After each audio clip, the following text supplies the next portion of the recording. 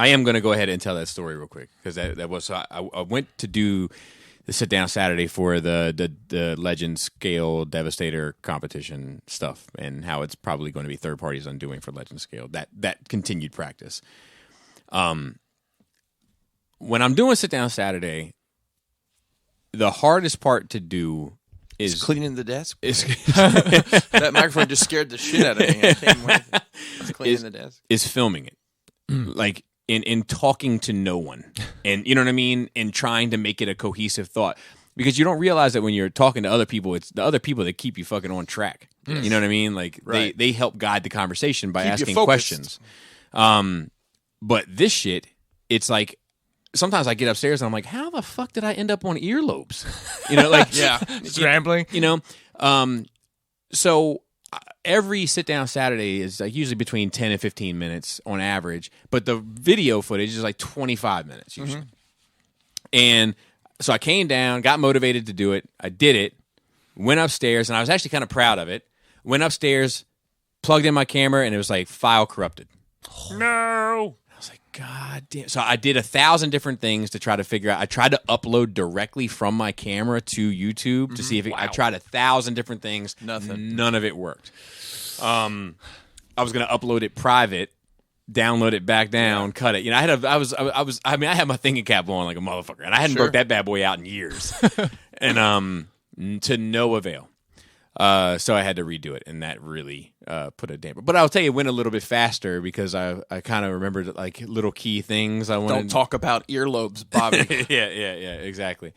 I also did I tell you guys I recently saw a guy take a shit on the street? No. So nice. It was a first. It was a first for me. Dude. I'm guessing a homeless gentleman. So you know, sorry for his luck, and you know, thoughts and prayers. So 100%. You know, I'm not heartless. But if he wasn't a homeless person, he was cosplaying, LARPing, and people do LARP homeless people. Yeah, there. See, in DC, and so just have your iPhone now, collecting money. Take Venmo. Cash App. Yeah. Got my Square. I saw a guy with a Square reader, a homeless guy. Wow. Anyway, he walked across Route 1 from 175. I'm starting out great. Yeah. He got to the corner of 175 and Route 1 where the Holiday Inn is, pulled his pants down to his ankles, squatted, took a whole shit, reached into his left pocket, pulled out a toilet paper roll. So this was predetermined. Took the toilet paper around his right hand, wrapped it furiously, which was an interesting method. I don't use that method. No, I've had more conversations with this community about toilet paper use than most people would like to know about. But that is a method. I'm a fold and hold. I'm a folder myself. Yep. Fold and hold? Yep. It reminds me of that. What about just take a handful and scrunch? The fucking sociopath. That's You're wild. talking about the crumple and swipe. so the crumple and swipe is different. So I got that from that X-Force book, the one that we both love. Yes, Remenders, Uncanny X-Force. So Deadpool is standing in the stall next to Wolverine taking a shit, looking over the stall, and he's like, "You're a fold and hold guy. I always pegged you for a crumple and swipe." And I didn't know that Deadpool always pegged Wolverine. That's a fair assessment as well. And Wolverine says like shut up Wade and Slade or whatever his name is, Wade. And he's like, shut up Wade, and walks out of the thing, and he's like, no, seriously. And like Wolverine's like, I'm going downstairs, you better be there, and such and such. And he was like, planner. Classic fold and hold mentality. Not sure how I missed it. That's good stuff. I missed that book. Yeah. So, but I've never done the hand wrap. I feel like that's a lot of toilet paper. It's a waste of toilet paper, and maybe that's what got him into this predicament, being wasteful. So after he finished his squat, did he just pull up his pants and go wander on down the road? Yeah. So he took his folded up. Wrapped up hand, which I'll tell you was also interesting to see him take it off, because that was no easy feat either. Because now you got shit all over your hands. That's the part of it I'm very concerned about. So wrapped it up, gave a swipe, took the. Did he look at it? I can't confirm or deny. Took the toilet paper off of his hand, threw it on the ground right next to the shit that he just took, the whole human shit that's now sitting on the side of Route 1 and 175. pulled his pants back up and continued on his journey. Continued right there on his journey. To be able to just like give that little shit is amazing. Smokey's back here taking a shit. Yeah, Ain't exactly. gonna tell nobody else. Exactly that. It's an amazing kind of like freedom in that life, though. Like, not that life is great, but just to be able to do that and be normal. It's like I can't even wrap my head around there's it. so many questions here. Like, where did the toilet paper come from? In his pocket. Where? Okay.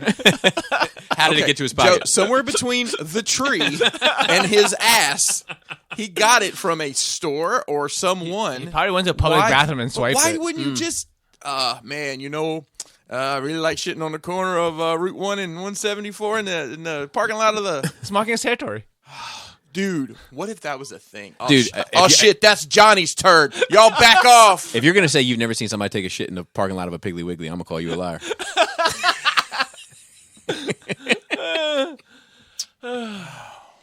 That reminds me, I have some Piggly Wiggly news. I might see a Piggly Wiggly here soon. Really? Yeah, going out of town. It's kind of like a kitschy kind of niche thing now. Piggly Wiggly is. Oh, really? Yeah, Oh, they're big- like is that fancy? The last couple I went into was almost like a boutique kind of grocery store. That's that crazy. they just used the name because Yeah. it's just a franchise. And that was my kind of opening discussion point. So, Whole human shit on the side of the Oh. road. whole human shit. Not even like it's. We all gotta go sometime, right? Like you might have an emergency, you have piss on the side of the road. Go around the corner, but not in the middle of the fucking daylight in the road. So here's a good question. No hiding it. Have you ever had an emergency shit not in the toilet? No, I haven't mentioned. I've shit in the woods like before. So how do you? So I know a guy. Being on camping trips and shit. So how do you do it? I'll find a log that I can sit on. So and you hang your ass off the side of the log. Yeah, that's how we always did it. Yeah, that's much better than what this guy I know did. So what he did was pulled his pants down to his ankles, not unlike the homeless gentleman shitting on the side of Route 1, and put his back up against the tree and took a shit. like a wall sit. But what he didn't realize was where his ankles You're gonna pants shit in were, your and he pants. shit directly into his pants. Oh my god! See, that's why you carry a toilet paper roll with you. Oh God! So he got a little bit of karma revenge. He was dating a girl. This girl actually, or woman, to be fair, you have probably met. Oh boy! Me? Yes. Wow. And not known it, but like, do you remember at Baltimore Comic Con the blonde that would always be trying to sell bubble gum and would dress like a superhero? She would always be in the back left corner. Yep. Her. Wow. He was dating her, and they went out to dinner, and she was going to break up with him. Okay. Okay. Now he picked her up, took her to dinner. She broke up with him. Mm-hmm. Now he's got to drive her back. Awkward as fuck. Her stomach is a wreck because she just ate dinner at a restaurant she doesn't know. And she's had the stress of having to have this conversation. Now the stress of sitting in the car with him. And her stomach is talking to her on speakerphone. And they reach deadlock traffic. Oh boy! Oh. And she has to get out of his car and take a shit over the guardrail and get back in his car. And he said, we just both acted like it didn't happen. Like she just got out. I saw her like get on the guardrail, shit on the other side of the guardrail, get back into the vehicle, and we just both acted like it never happened. That's I mean, like, that's not even going into the woods. It's like everyone, you're in deadlock traffic. Everyone's looking at this girl taking a dump. So now I've got shit stories on Does my she mind. still have her cosplay on? No. Because that would have been great. Yeah. What? No toilet paper. No toilet paper. We just gotta have a shitty ass crack. Well, hopefully it's one of those solid turds that Hopefully. We can only hope, It didn't Joe. break off. Fingers crossed. I'll tell you another one. My buddy Charlie, who I love dearly, got to see him this morning, as a matter of fact. He said he was at the tunnel, coming out of the tunnel, going into North Baltimore. Mm-hmm. And 895 tunnel? Yeah, no, 95, Fort McHenry tunnel. Okay, gotcha. And they're in line, is a long ass line for the tolls. They're out of the tunnel, but they're in the line for the tolls, and the lines are long as fuck. And he said he saw this dude get out of his sedan, get on the side of it and take a shit right on the fucking concrete, like sitting right Right there. next to the car? He said they got back in his car, just put both hands on the steering wheel and looked forward and never changed his point of view. Just eyes deadlocked. Might have just been a Tuesday. Nope, I'm gonna pretend this shit never happened. Literally. And in my world, none of y'all saw it. I mean, but at the same time, that could have just been Tuesday. I mean, it might Yeah, for all we know. the toilets don't work at my house. I just shit on the side of the road. Yeah, I'd be too worked up to be that worked up. Like I would be too worked up. I would go beyond being able to shit. I would go into asshole be just clenched I so would go hard. into- I would go into a coma state. So with that, Chris, you arrived first and got you. And we already just recorded the episode 291, the Nerf Rage cut. So we're moving on to 292. Welcome to Nerf Rage 292. Chris, you got your coffee first. Joe, how was your Nerf week? So I enjoyed talking about the Justice League with you guys I did specifically. too. I really did. Yeah, it was a good conversation. But before that, I had to put my head in the mind space of like, I'm talking about my bros. I'm happy about this because I'm already just so fucking over it. Because it's been a week or so, and it's come up on every fucking stream I've been on, and I have to keep talking about it, and I have to like, and it's me talking to a text, so it's not a full conversation. Like it's a harder conversation too, Right. and like I can't get out of it, and it's long, like because it's up to like 70, 80 people in chat now, and it's also 4 hours. and they just and they just want to keep talking about it's like a lot of times we talk about subjects and the conversation flows. Right. As soon as someone mentions Snyder Cut, it's a fucking 2-hour conversation, and I'm like, I'm just over it. And also like I'm tired of having to defend myself, and I'm tired of people feeling that they have to defend. So I have to defend myself because I have to say I like it. I think it's good entertainment, but it's overrated, right? So. But as soon as I say that, people are like, "No, you don't like it because I didn't say that. I didn't say I didn't like the American Office." Right. Dude, I can relate. Right? I'm often having to martyr myself for the American Office, just how much of a fan I am, and also simultaneously like one show slightly better. Yep. And then people like, and there's some like diehard fans of DC, obviously, and of the movies, where like they have to defend that it's the best thing ever. Like it's not good enough that I say it's good. They want to explain to me why it's the fucking best thing of all time. yeah. And so I'm just over it. And then I also find that I'm not the only one. There's some people who fucking hated it. Very few minority, but there are people in chat that, oh, it's fucking garbage. I'm like, I don't think it was garbage either, but you know. Well, so let me piggyback off that for a second. I guess Dante put something about Nerf Rage or on Nerf Rage, or was that? Did you post something on Nerf Rage yesterday? Okay, No, I did So not. Dante posted something on Nerf Rage, and then Maya said that she hates it. I got the impression that she hates. Yeah, she posted something similar. Okay, so I got that. I got that. Who? I'm sorry. Maya Fisher. Maya. Oh, okay. So I got the impression that she hates it, and then Marilyn Phil, commented on it like you should debate it with Bobby, and she said I'm game, and then Phil hit me up and was like you should debate it, and I was like there's absolutely no fucking way.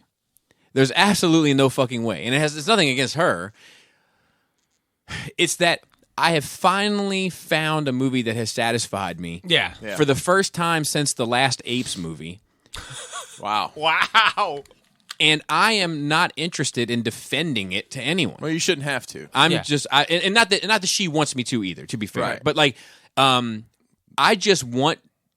I obviously want to talk about it with you guys, regardless of how you feel I about want it. to talk about it with you guys specifically, But other than that, I just really want to only talk about it with people that also like it and talk about what we enjoyed from it. And I'm not really interested. Like, if I don't, I love it so much that I don't care if you hate it. I mean, And that's it's been a long time since I felt that way. Well, that's one of our issues as a culture is we shouldn't have to defend our opinions our subjective opinion on this art piece. Exactly, because let's not go down that path. This is art at the end of the day, and we all have an opinion about it. Yeah, and all entertainment is art. That's it. I'm not saying another word. But is it? I'm just Nope. kidding. I'm just kidding. My taint's getting tasty if we even go down that path.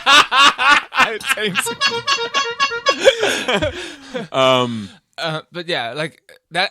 I had the discussion on chat too. Like, look, it's all subjective. There's no reason to argue about it. Right. I'm not wrong I will never be wrong in my world about my subjective opinions. Tomatoes will never be good to me. I don't care how much you love it. Right. But I don't know if where you are at is one step beyond or one step behind. Because like some people love something so much they have to convince everyone else to love it, right? And you saying you love this so much you don't care if everyone else hates it. I wonder which love is stronger, that you are compelled to make other people like it, or that so you're secure in your opinion of what it is. So I think that I learned my lesson with The Last Jedi. Because I hated hearing it. I hated hearing something that I loved torn down. So I would engage. And at the end of the day, with the exception of some of the videos that I did about it, which isn't discourse, it's just me talking. Yes. Right. You know what I mean? With the exception of some of those things, no conversation that I had about it had any bearing on how either one of us felt about the movie post-conversation. So I think I've taken that, and I haven't. I love The Last Jedi. It is my second favorite Star Wars film.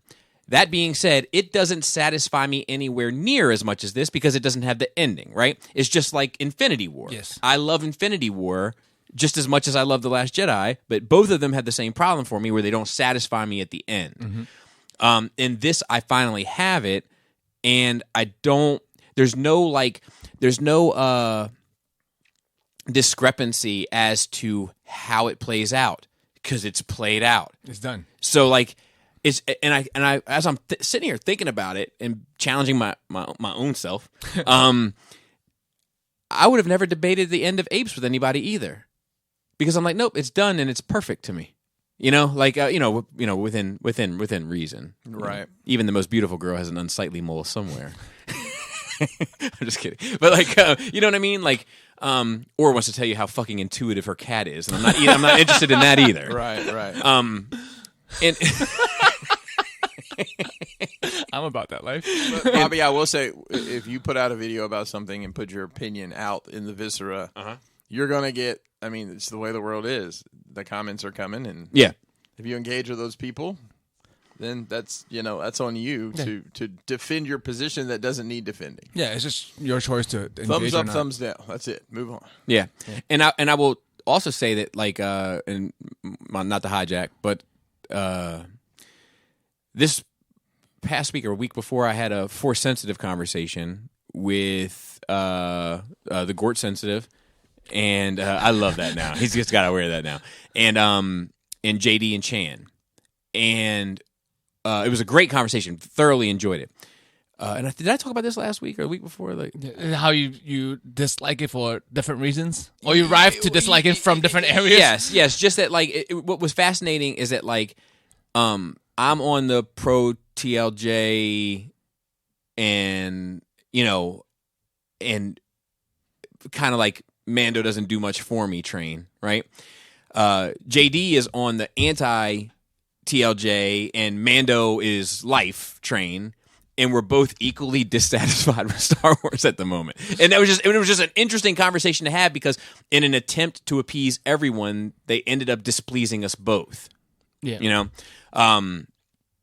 So I don't have to, and part of the reason with that is the future of it, right? Like, DC is going to continue to make films because it's a viable property, right? Yeah. But this little pocket universe is probably over. Yeah.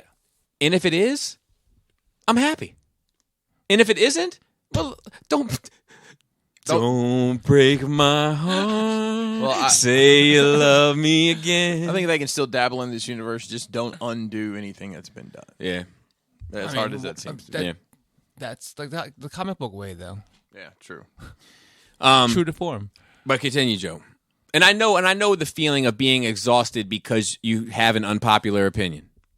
Yeah. And especially trust me. And it's I think I wouldn't have been as tired if I actually didn't like the movie.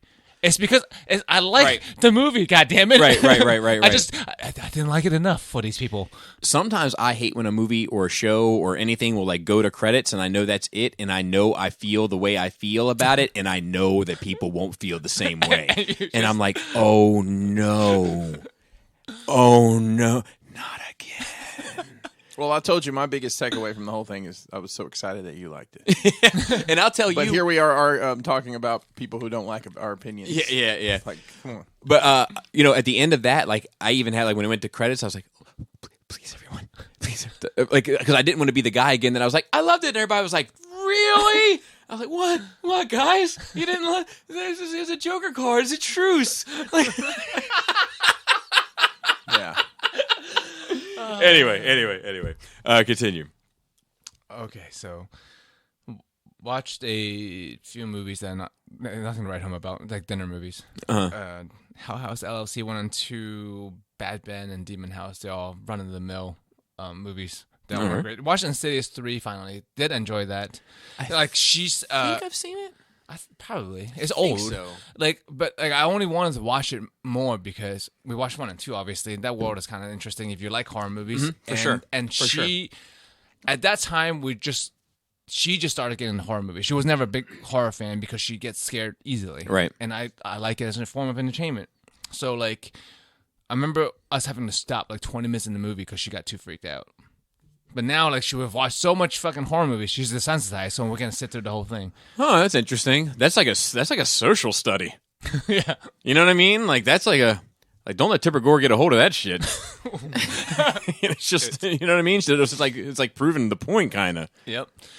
Yeah, and I enjoy that. And other than that, streaming's been getting fucking long because it's been. I thought you guys are inspired by Jack Snyder. That's Zack Snyder's Justice League. It's for the people.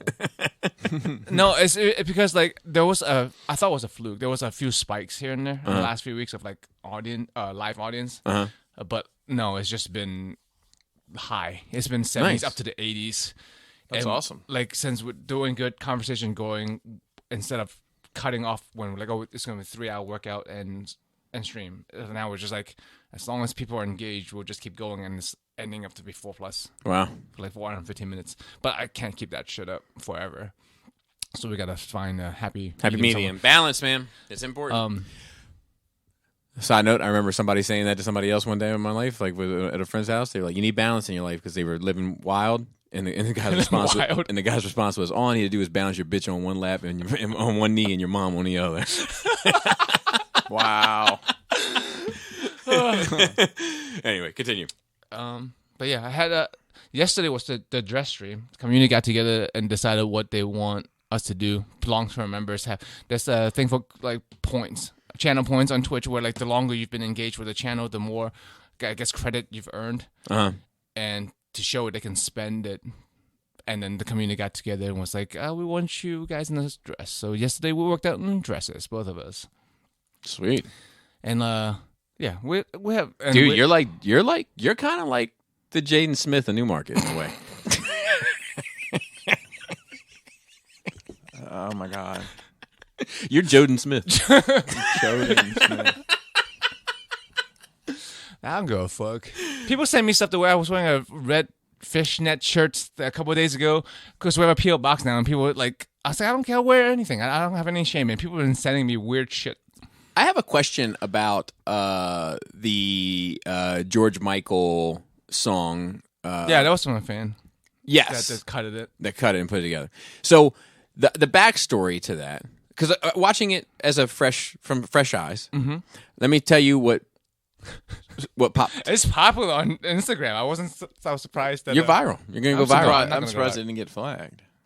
Apparently, Instagram sent me a warning saying this is DMCA music, this is George Michael music, and you might get blocked, but it never got blocked. Oh, yeah, that's interesting. I think it's because I'm not monetized, and it's a private channel, not as and a what personal also channel. was funny is it's it just goes to show, man. I don't think there's anything wrong with what you posted. For one, okay, let me say that in any context, way, manner, period, I don't think there's anything wrong with. But the fact that you have a highly sexually suggestive kind of and reverse role video going up, right? Like a little video going up. And what Instagram says might be an issue is that somebody's making money off some music and we're not giving them the proper cut and they're mad, so we might have to block you. Yes. Yeah. That's what's fucking ridiculous about it all. But so let me tell you, from Fresh Eyes. Fresh Eyes, Joe. For one, she's you're in front and she's behind, and we've talked about some of your adventures here, and I couldn't help but feel that spring to mind. 2, you move very well, Joe. You haven't been on the stream, obviously, to know that I can move well. No, but I've seen some of them. I've seen some of the little clips, the highlights. And secondly, I don't know. Honestly, you put it on the internet, critiques have to be welcome. Oh, yeah, for sure. She dances or air humps like an exercise instead of like a sexual move. I was looking at Joe move, and I was like, damn, Joe, oh, shit. I was like, look at that dolphin. And oh, boy. And then I'm looking at her, and I'm like, 1, 2, 3, 1, 1, 2, 3, 2. Count it out. Well, she was specifically.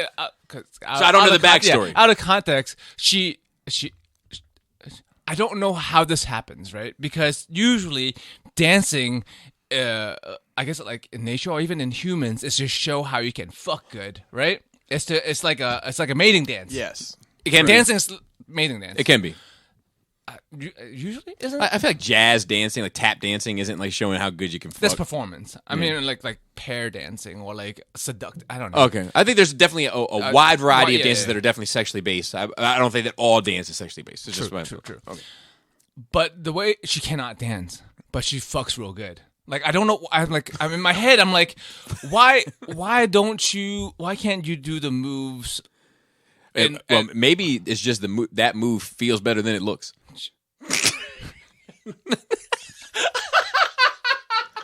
Oh my God. What have I put myself? But she can't. She always says she enjoys dancing, but she can't. I can't dance. She was specifically. Someone was like, "You guys should twerk." I'm like, "I can twerk," and then she was like, "I'm doing a Tina twerk from Bob's Burger." If you've seen Bob's Burger, you see Tina doing that move. Mm-hmm. But yeah, like she can move smoothly, snake-like in bed, but she can't do it not on top of me. Well, there you go. Hey, different. Hey, it's weird, like because it's like. Not every shoe is going to fit every foot, Joe. Because sometimes it's the other way around. Like, you can be a great dancer and be shit at fucking, but I can't imagine, Maybe. If you're tap dancing, for sure. I'm like, bitch, will you just focus for a second? Stop. What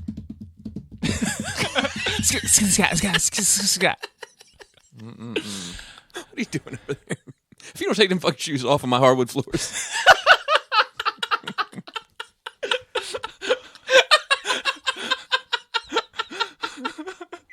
Matter of fact, go put them by the door. I've had enough of you. Go put them by the door. But yeah, so I don't understand. She fucks good, but she can't dance. There you go. What else you got, Joe? I think that's it. That's it? I mean, no time for anything else, really. Been on eating a lot of vegetables.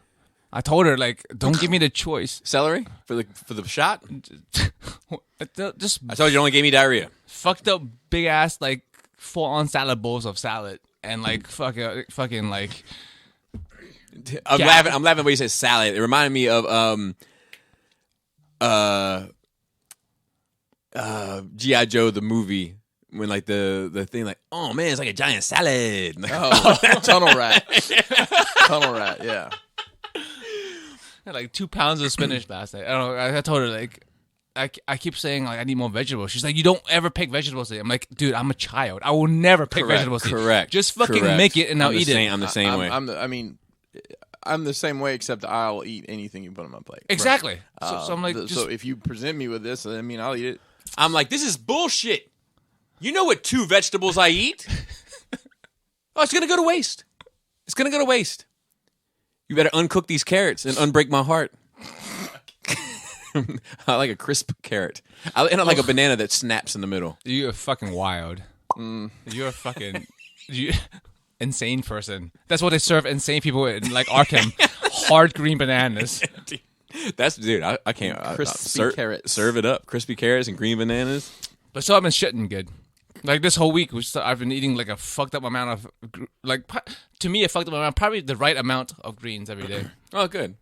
I mean, it's just, like, I don't know, man. I can tell my body feels better when I eat better, but my mental is worse. You got to find the balance, Bob. Yeah.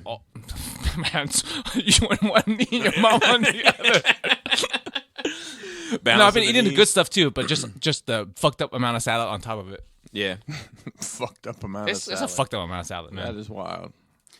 And that's it for me. It's been good. All right. I've got a bunch here. Oh boy, I missed last week, and so I wasn't here last week, and maybe if we duel you up. You might have to. All right, we'll try this. All right, so my uncle passed away. Went to condolences. Thank you. Went to Alabama for the funeral. Was there basically 48 hours. Flew down on Monday and came home on Wednesday. I don't know where to start with this because there's so many things. But first time air travel since COVID. Oh, right. It wasn't really that weird. It was just That's everybody refreshing to had a hear. mask on, and I guess it is what you do. Is it like every other seat or not? I did. So it wasn't. They were booking the whole. But this was a tiny plane. This had 21 rows of 3, so 64 people, whatever, could fit on this plane. Mm-hmm. It was about half full on both ways. On the way down, they sat me next to somebody, but before we took off, the row in front of us was empty, so I just moved. And on the way back, they said, the guy at the gate said, "Hey, I'm trying to space everybody out. If you're in row, whatever row I was in, I've got 2 people, but if somebody wants to move, so I just, move me." They put me in the back. It was fine. My uncle, I never knew as a religious man. No, this is my mom's sister's brother, but he's my godfather. So we were closer with him. Wait, your mom's sister's brother is still your mom's brother or no? No. I'm sorry. I said that wrong. It's my mom's sister's husband. Oh, okay. I apologize. Okay. That probably makes more sense. Yeah. So I was just chalking it up. right. No. Alabama. I was just trying. I was letting it go. And I understand. So If he just had a cold, I'd have gone in on the joke. So Yeah. I hadn't been to a wake in a very long time, but they had the way historically this process has worked, in Alabama at least. Where are you from? Yeah, was you'd have a wake on whatever the evening beforehand, and now you have the funeral the next day at 1 or whatever, and then a graveside service afterwards. And I don't know if it's because it's COVID season or what, but the wake was at I think it was at 11, and then the funeral was at 1, and then we went to the graveside. And this funeral, like I said, I never knew my uncle as a religious man, But this apparently either he was or this preacher took it upon himself to elaborate on his relationship with God, which is fine. Well, and not completely uncommon. Well, and I know my uncle, he didn't drink, he didn't smoke, he didn't cuss. He was very straight, maybe. but it never came up. And Maybe he was the ideal Christian. maybe. Yeah. I mean, I asked my parents about it. They're like, well, and they kind of said the same thing. But it was this was a production at this. They had, and I'm assuming they provide some sort of, who would ever want to watch back a funeral? Some sort of because they had cameras all in, and they had a TV up there, and they change angles. Like cut. Yeah, and then they played these songs. Was it streaming though? Maybe that's why. I don't know. It could be. People couldn't make it. I wasn't made aware that it was streaming. Because the people do have People do that. People are streaming weddings and funerals now. And then pop up. We're getting close. So it starts out. They play this video, and it's it's all overhead shots of nature and stuff, and it's a very sweet song. I'm coming home kind of stuff. Sure, I'm getting a little. It hit all the marks. Right. I will tell you that. And the preacher gets up and says some stuff and some nice things about my aunt and my uncle and then one of their I think high school friends spoke, and then they played another video, and it just seemed so produced. And I could. This is a knock on the industry, not on my family that did this. Sure. Now, Mr. Joe, we've got 2 options here, and and then we've also got the deluxe package. So I was like, how much money did this cost? I mean, Yeah. at the end of the day, if this is what he wanted his Right. service to be, Or his family. Also, or his- like funerals of people who are alive, right? That's what I've been it's told. a celebration of life. Like it's for the It is. it's It for is. the living. it's for the people who's there. So we go, and I'm a pallbearer, so I'm not sitting with my family, which is kind of, I appreciated her asking me to do it, but it was like, well, my parents are right there. Pallbearers. You carry the casket and put it into the hearse. So we loaded The one on the shoulder. Well, so we didn't do it on the shoulder. Because I was going to say, like, your height is going to make it a little... I will say not everybody carrying that was carrying their weight, so to speak, because I lifted a lot more than I thought I was going to be lifting. Nonetheless, get to the graveside, and we have to carry the cast, or the, I don't know what they call it, the casket. Yeah. You have to carry it, from the road to the site, literally slide it onto what will be the grave. Right. And they do. You've got the casket, and then they put they did the service. He was a veteran, so he did they did the flag on the casket. Sure. Instead of flowers. And my aunt, who I talked to, on the phone prior to going down, she said that he had wanted that, and then she said, plus it's supposed to be really windy, and I don't want the flowers that would blow everywhere. So they put this other thing, like a vault. They put like this metal thing on top of it, on top of the casket. Yeah. And bolt it down. But while they were folding the flag and going to hand it to my aunt. And I'm assuming, I don't know who these people were. I'm assuming they had a very rich social life. They did country line dancing. Check them out. Before he got sick, they went to these country dance places, and they had a blast. They had a ton of friends, and there was these guys just like bullshitting while they're folding this flag, and somebody finally shushed them. But I'm like, and then this old dude just like props up and sits on the tombstone. I took a picture of it, actually. No, I was so appalled by it. You were a pallbearer. A bald, appalled bear. Let me see if I can find this picture real quick. Wait, this was in the middle of the service? No, this was after the service. So yeah, that's nuts, dude. It's just propped up. I mean, he's a walker. Hey, listen, maybe he's maybe he's related to this family, but sleep is the cousin of death. But this is something else. Every time I have been, and it's been a long time. I think it was another one of my uncles that passed away. It was the last time I went to a grave service. Yeah. And the majority of the time, it's like, okay, we're done with the ceremony. Everybody leaves. Nobody left. I wouldn't say nobody. More people stood around and watched these guys like putting dirt down, and that's crazy. Well, and then they asked us to all go up there and put a shovel in, which was a bit much. But like, for a little bit of comedy here, because you know how I think. These guys are doing their job, and they've got shovels, and then they've got a trailer, and I think the trailer's got a tarp in the bottom. They crank it, and the dirt just falls in. Mm-hmm. You're like, I could do that with foam. No, that's what I'm thinking. I'm thinking these guys are. Most of the time when you watch people work like that, why don't these guys have a tip jar out? The gravedigger tip jar. And put it on top of the tombstone? I think is that off color? I think something about this slightly inappropriate. Is that inappropriate? I don't know. It was a beautiful service. Don't get me that's wrong. great. But there's just some takeaways I had from it, and my aunt seemed very happy with the way everything went. And then we went and had kind of. I wore my mask the whole time inside. I wasn't the only one wearing a mask, but there was a lot of maskless people. Like at one point, the visitation service got so crowded, I just went outside. Like there's too many people in here for me. Yeah. Even with my mask, I mean, I took my mask off when we were outside. I took it off, and then we went and ate. Well, not everyone, but just mostly the family. They fed us like at their church. Sure. Which strange word, man. You've been places and you don't realize you've been there, but like I had played basketball at that church at some point in time in my life because I remembered. Yeah, it's crazy. Like that one little memory popped in. So, flew home, pretty much the same experience on the way home. And knock on wood, I didn't know this, but United flies from Dulles straight to Huntsville. So it was nice to not have to deal with a plane change or anything. No connecting flights.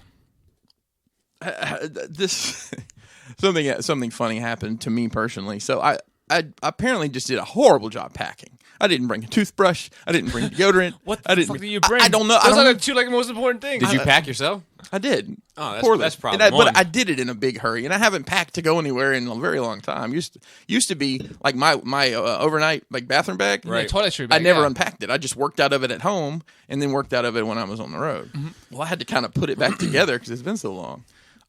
But I get down there, I don't have deodorant. I'm like, shit, I don't have deodorant. So my brother was there too, and I was like, hey, can I borrow your deodorant? It's like kind of a weird thing to ask, but yeah, no problem. Borrow the deodorant.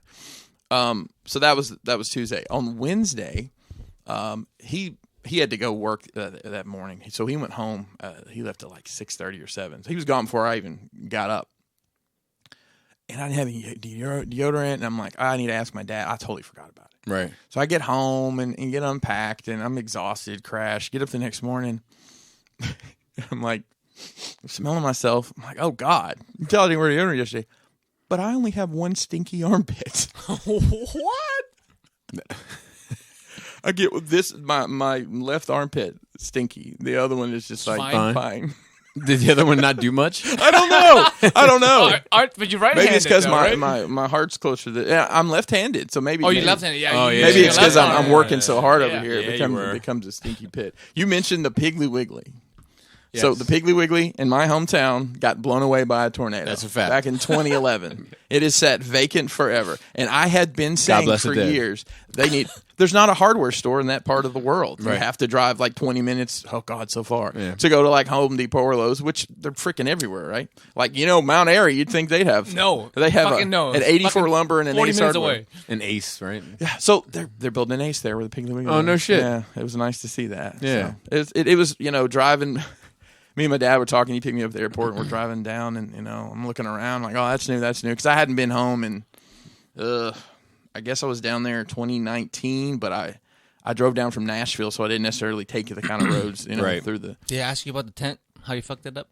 No, but actually, did I tell that story about the tent? I know it's fucked. I was there. I was it's trying to gone. have you prop it up. It's gone. Yeah. So, but I know you said he asked about it all the time. Well, so I'll back up and tell the story. So my dad last summer when they had come up, we had a canopy that we used. We used to do like swap meets and stuff outside when we ran our business. It was big. How long was that? 40 feet long? Was it 40 by 10 or something? It was very big, very tall. Not rated for snow. The snow had just mangled this thing. Joe had come over at one point. I think it was when we had our Brofest earlier this year. And we tried, and that held for like 20 minutes, and it fell. So, and then it snowed for like a month. Because like the weld broke. Yeah. Like no way to. It was like 8 degrees. And long story short, we had some like 60-degree days the past couple of weeks. Mason and I got out there and started tearing it apart. And it's like, oh, there's nothing salvageable. Every single pipe is bent in some way. Yeah. And all the stuff's 20 years old. All the canopies and stuff. And can of peas. There was a can of peas in the can of pea. Yeah, and then there was a can of pee from the homeless guy. Shit on Route 1. Right, yeah. My shit in a can featuring pee. That's what keeps it. Joe, that's what keeps it moist. It is a package deal most of the time. We tore it all down, and while I called him, and my dad started playing golf, which is awesome. Yeah, God bless him. And I tell you, I called him. He picked me up at the airport. I said, "Man, you're the suntan Superman," because he's got like a white beard, and it's like he's just like super suntan. So that's awesome. I'm glad he's out doing something.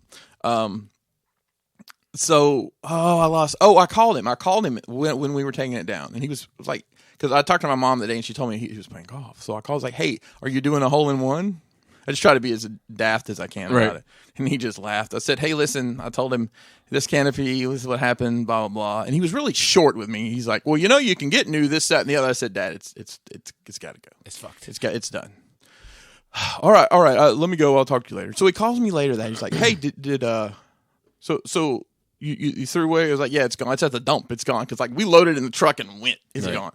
He's like, "You didn't keep the connectors, the junctions?" I'm like, "Dad, half of them were broken. No, it's like all. It's let it go. It's lived its life." He loves that thing. Well, that's how he is. He just wants to make. I think it's like my dad's the same way. Like, can't imagine getting rid of something. Like, oh, take it apart and fix it. Yeah, what's wrong with you? You got too much money. That's the problem. I went out in the. I have more money than time. That's what got it. I'm sure. Yeah. It's cheaper to buy it. I went out in the world a bit this past week. You are brave. Kelly and I. Kelly found these. we got a Lego catalog in the mail, and they're doing these things called Lego Botanicals. I know it sounds crazy, but it's like Bionicles, you mean? No, close. It's botanicals. It literally looks like a flower bouquet, and I think you probably have to look twice at it to see that they have a bonsai tree one. They're not available online, so Kelly called the Lego store around the mills, and they're like, "Actually, we just got a shipment in. We can order them." So she ordered them, and it's like we were going to go out that day anyways, so we'll just go to the mall. That's fine. And I hadn't been to a mall. It's been a year, I guess. I used to go around the malls all the time. I used to go to malls like Egyptian when I was theater. on the that's so fucking crazy. It's cool. That's crazy. It is cool. Actually, I like the pizza there too. I know it's trash, but I like it. We ate at Chevy's. It's a Mexican place. Oh, it's like a proper restaurant. It's though. fresh mix. Yeah. Yeah. It was disgustingly good. I ate way too much. But where was I going with this story? We went out into the world. Well, oh yes, okay, yes. Botanical Legos. So we get the Legos, and for some reason we the first thing we did was go pick up these Legos. I'm like, nah, why did we do that? Now we have to carry this shit around. Right. I don't know what we're thinking because I don't want somebody else to get it. I don't think we were expecting to actually walk the mall. I think we were just going to. It's perfect. It's like a fucking track. So that's what we ended up doing. It's a great fucking mall. And we go in. It used to be. It had a Games Workshop. I will tell you. The outdoor world. It with the fish tank used to be. Yeah, it's pretty. Well, so COVID probably. COVID's. I'd say it's at 70% capacity. It started turning into kind of like an indoor outlet. Like, well, that's what it was always supposed to be. So it was initially heavy on it. Then it started getting independent stores during its prime, and then it kind of went back to it, and then it kind of started seeming more like a flea market. God, yeah, I can see how that happened. And then the casino opened next door, and then it got even more like, you know what I mean? That's like, right, I forgot about There's that. an airsoft target shooting thing there. I thought that was neat. That wasn't there. Well, yeah, there's a lot of new stuff since last time. So we're walking around and you know, sad. Kelly bought a couple things. I don't remember the store. We were in FYE, and the guy working the counter, you know, I could hear people in front of them. Sir, you're all right? A coffee cup? Yeah. Headphones? Okay. Your total is $3,574. I'm like, I want to murder this man right now. And he did it like 2 or 3 people, and one of them was like, well, you know, it's $35.74, sir. I'm like, this dude, what is wrong with you? What is wrong with him? I hate him. And he I fucking hate this guy. Because he hates his job and he's got to find some kind of entertainment in it, and this is what he got. All right, you leave this man alone and give him that one little thing. I guess. But if you work retail, you understand. There's not much to hold on to. He didn't. And I'll tell you something else funny. Kelly and I both have debit cards from our credit union back in Alabama. Flex on him, man. I'm just saying, it's just our bank debit cards.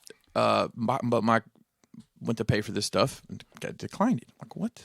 There's plenty of money in that account. I even double checked. I'm like, plenty money. Come on. And then she did the same, and it denied her. And then I tried like one of my other credit, my PayPal card, and it went right through. So only thing I can figure is our bank has the FYE blocked for some reason, which is crazy as fuck to think about.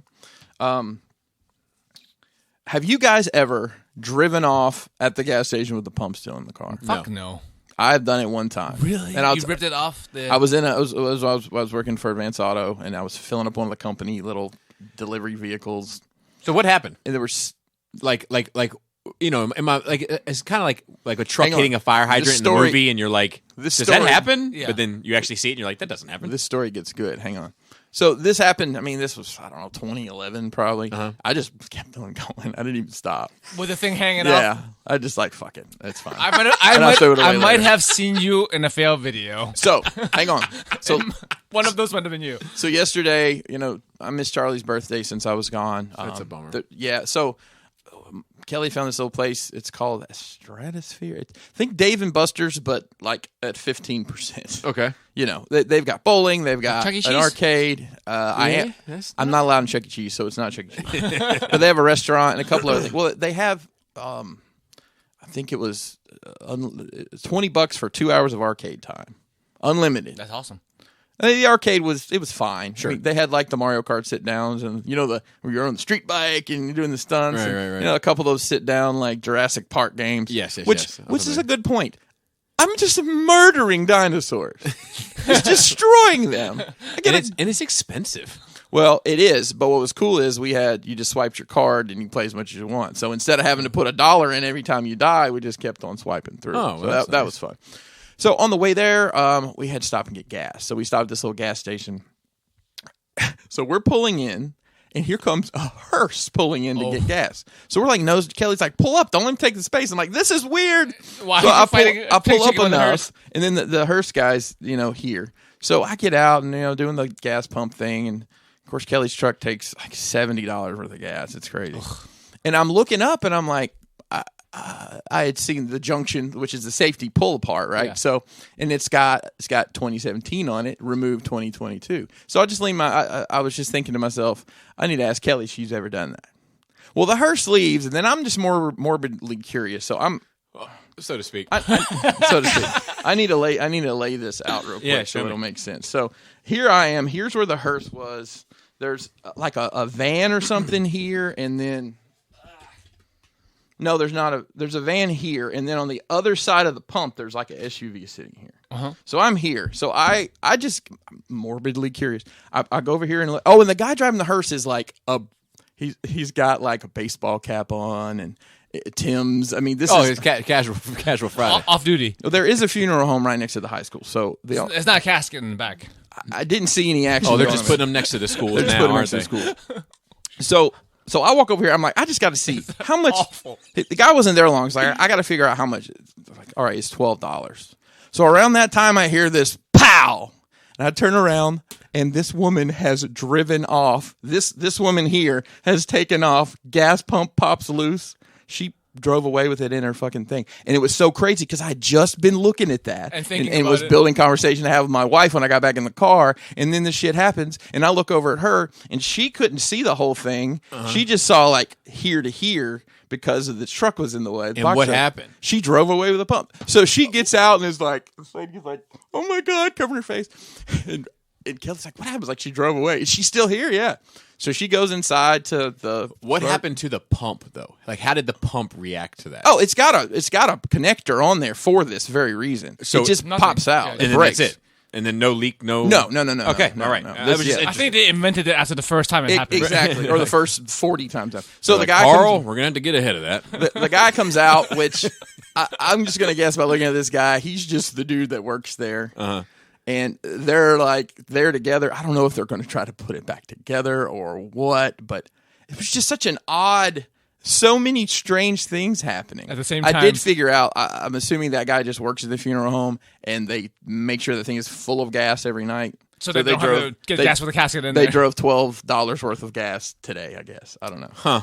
But it was just such an odd amount of things happening at once. Yeah. What is my life right now? I don't know. It's just a routine. I've gotten gas thousands of times in my life, I'm sure. Like, how do you forget? Well, whatever. Well, the time it happened to me, there was something super distracting going. I remember because the gas station, it was just a really weird vibe at this gas station. It was in not a great part of town, and there was something going on. Some sort of conflict was happening I wasn't involved in that had stolen my attention. And this was also one of those cars where you didn't have a gas cap. It was like my car's like, you don't have a gas cap, you just shut the door. That way. So I just kind of, I don't know. I just thought that was so strange. I did watch some stuff, and that's it. I watched that Murder Among the Mormons. Mm-hmm. Did you finish that? I did. That was very interesting. Mm-hmm. And then kind of in that same pocket, I watched a documentary called Made You Look, which was about Nas. Absolutely not. He had to put his phone down, took his mic with two hands. It was about art forgeries. And this woman who worked at this prestigious art gallery in New York City, I can't recall the name of it. But basically she got, depends if you believe that she didn't know, but this woman would bring these paintings from these artists. It was, who was the guy who did like the splatter shit? Pollock. So there was a couple. I was going to say Gallagher. There was a well, he did some splatter. He is an artist, really. At the end of the day, what he does with entertainment's art. What he does with a watermelon, Joe. It's only. Damn it. Pollock paintings. Yeah, so I mean, it was an undiscovered Pollock painting, and it was some of the same forensic shit they were doing with the Mormon perfect stuff. Follow up. Yeah.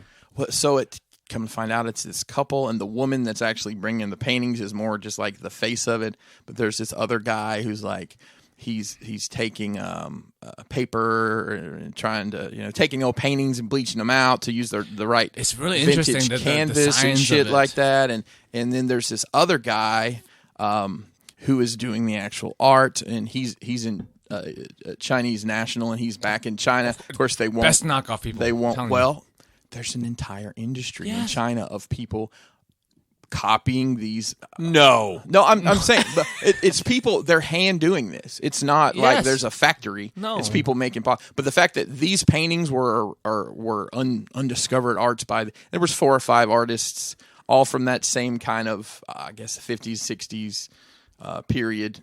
Pollock and some others that it's just a big black. He drew a black box on the canvas, or some of that stuff.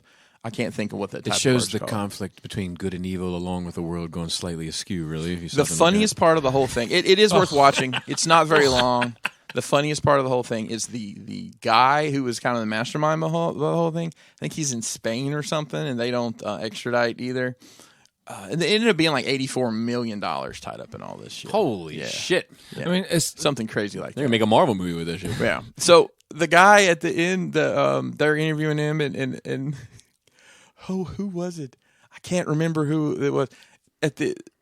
There was just some lines at the end. It says, after the interview, this person tried to sell the producer. I'm just going to say this name, but Buddy Holly's harmonica that he pulled out of his pocket. Or it wasn't Buddy. It was something like that. It's like, what? This guy's just a fucking grifter. So that was really good. It's worth watching. I think it's on Netflix. Yeah. I watched, there's a show called Good Girls. I know I've talked about before. Not interested. Well, you might be. It's about forgeries, actually. It's about You're just on a forgery kick. Well, this shows. I think this is the 3rd or 4th season of this show. You might also enjoy. And it's one of those shows that's like, oh, this didn't get canceled, right? Because you're like, oh, they made more of it. So that started the Mayans, which is a spinoff of Sons of Anarchy. Started their new season up, so I started watching that. And I think that's it. Joe, I do need to ask you a question. Do you know what it's called when one of your either mother or father is really good at tying ropes together? Apparently not. okay. That's pretty cool. I had to think about it a second. That's a Pinkerton original, dude. I think those are the best ones. They are. And I'm sure I missed some stuff, but I know one thing you missed. What I missed? Falcon and Winter Soldier. I did miss Falcon and Winter Soldier. Oh, I missed something too. WandaVision? Yeah. Did you? How do you know that? Because of watching. Are you watching my watch history? No, because I'm on the Disney Plus. No. I was taking a wild guess because I know it's finished. And yeah, we saw Falcon and Winter Soldier was on, and then Chris was like, "I'd be interested in watching that." I'm like, "We want to watch WandaVision? Oh, is that over?" I'm like, "Yes." Okay, so we watched 2 episodes so far, and we're both enjoying it. Yeah. Like I said, so because I don't watch that before watching Falcon and Winter Soldier, just in case they're tied together. So right now, you and I are experiencing WandaVision at the same place. We're right. Just times apart. We're right like this. Yeah, we're right like this. For Falcon and Winter Soldier, for a score that doesn't matter and it can change in 10 minutes, what would you give it? I don't want to score it. Same thing I did. I didn't want to. All right, score I'm gonna give it a 7 out of 10. Okay, that's fine. Give me a letter grade. C. Okay. But C plus. C plus. C plus. Like it can see a B in its ass. I'll tell you why. The Winter Soldier story of it, I am loving every second of it. How long is this? It's 47 minutes in the first episode. 42 maybe. It's somewhere in there. I'm loving every second of it. Okay. And the Falcon bit, I thought had some good fun in it.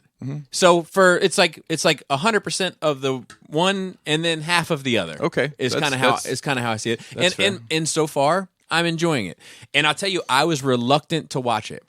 Not because I don't want to, because I do. Bucky in Therapy. But 7-episode miniseries. But I give me that. Yeah. I'm okay with that type of shit. And also him trying to make amends. There's some fucked up shit in that too. Yeah. Like I'm okay with that shit. But like, what's funny is there's a picture of him that's like in black and white in the museum. And my wife was like, holy shit, that looks like you as a kid. Oh. Like when I was a high schooler, if you look at Winter Soldier and you want to know what I look like, when I was in high school, if you look at if it's like the museum and there's a black and white photo of him down the bottom left-hand corner of his face, I look almost identical to that. Wow. Maybe they just took your picture. It's scary. It's scary. Anyway, with that being said, I loved all the Bucky shit. I was emotionally moved by it, but I was reluctant to watch it because I just finished something that sits so high up for me that I didn't want anything juxtaposed to it unfairly. Yeah, sure. Do you know what I mean? Yeah. Sure. But we had some extra time and we watched it. So like I pushed New Mutants back. Sorry, Phil. Because I was he like, bought you the goddamn DVD because Blu-ray. I was like, this is going to seem even worse right now. Yeah. So I pushed that back and gave Falcon and Winter Soldier a shot, and I enjoyed the first episode. I didn't think it was amazing or anything. It wasn't anything to like write home about, but I was like, I enjoyed that story. I think it set the scene very well. Yeah. I think that it did a great job of laying out who the players are. I'm on board. I'm on board thus far. And of course, by the time you hear this, there'll been another episode that hopefully doesn't change the world. yes. So we are. We'll get back around to it. We'll get back around to how episode 2 and 3. Okay, let me go through some of mine. Oh, first I wanted to say, as you were talking and I was thinking, when you mentioned movies and streaming and such, and during COVID times and such, like Contagion went through the fucking roof, right? Like the numbers, movie. The numbers for Contagion went through the I roof. watched that probably a year ago now. Do you think it's unfair that The Mask for Jim Carrey didn't pick up at all? Oh boy. You know what I mean? Is that not right? It's not okay, I feel like. That's my opinion. Let's see. Okay, so I watched Dodgeball. Hell yeah! I watched Dodgeball this week too. I didn't think about it. It was just on, and I watched it on TV. Actually, like I watched 2 hours. It came on. It came on, and oh, dude, that's such a funny movie. So I'm reluctant to bring this point up. Oh boy. Okay. Well, there's a lot of hot take. shaky ground here. I totally forgot though. I watched Dodgeball, But it's funny as shit. It's still good. And Dwight is, or whatever his name is, D. White, whatever his name is, Ben Stiller, White, yeah, is still fucking great in it. First of all, the Asian violence recently in Atlanta. Are you familiar with that at all? Well, I cannot be with the condolences I've gotten. Okay, all right. For no particular reason. So I appreciate the thoughts and prayers. Guys. Sure. In spite of that, the fact that the Dodgeball origins in the movie were Chinamen throwing heads at each other, I was like, I'm not sure if that would fly today. Yeah, there's a lot of there's some studios that might try to dodge that origin. They might. There's a lot of order bride, Asian mail order bride in there too. Yeah, I feel like usually they go Russian with that, but I'll give you partial credit. Actually, and you know what? I do want to. Can I elaborate on the violence real quick? Uh-huh. I'm not discrediting any. All of it's horrible. It's just absolutely horrible. And I'm not plugged in on either side of this, but most of the time you hear a rumbling about whatever's happening, like on the outskirts of your conversations or whatever. And this is just me talking. I have not seen anybody online just fuck the Asian people, whatever. I haven't seen that. I'm not looking for it. Right. But it's not, I haven't seen anything. So I'm sure. I'm just confused by it. So let me say It's this. because of COVID. Right. So I think. And I know that. Okay. But have you seen the. So I think that COVID definitely played a part in this. But let me shoot another perspective as well. One that's no less heinous, but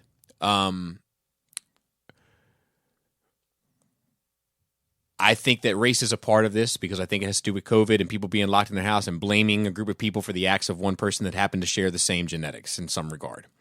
That being said, this angle that they've been trying to play with it, have you looked at that at all? That the dude, I don't look into anything. The dude was a sex addict. And he was going to these places apparently. Correct. So I'm almost more of the mindset, without knowing any of the information other than what I've seen, that this is just some entitled prick that didn't get his way because of COVID, found an excuse to do something. But I do think it's two-tiered only because of this information that's coming out. I mean, they've tracked. Yeah. And one doesn't make any less the other. If that makes sense. Yeah. I don't know. I'm pulling this out from my ass, but like there's been tracked like hate crimes or discriminations against Asians is definitely increased many percents in the past year. That is with true. Deaths and Are you familiar with a guy named China Mac? Oh, the rapper? Yeah. Yes. So like, I love this dude. I'm not a huge fan of his music, although I do have one song, and I've also seen Rich Crazy Asian show, unlike you. But I listened to a 2-hour interview with him recently, and it was interesting to hear his perspective on a lot of it. But he kind of echoes a lot of some of the things that you have said in the past and stuff, and it was just interesting to hear like two people that share, not even national origins. I think he was born here, but like, obviously have similarities due to culture and race. Culture, yeah. Right. And sharing some perspectives, and then me seeing it from the outside and being like, oh man, that's like just like so curious how these like, to me, like how like, because I'm fascinated by I'm fascinated by sociology shit anyway. Yes. So like just to see how like stuff is perceived one way by one group in one part of the world and vice versa. And but I recommend checking him out, especially because he's kind of an activist of sorts. Oh, I didn't know that. Of sorts. Of sorts. Of sorts. He's not going to be on CNN anytime soon, but he is out there, definitely talking about, Asians and the way that Asians are I think often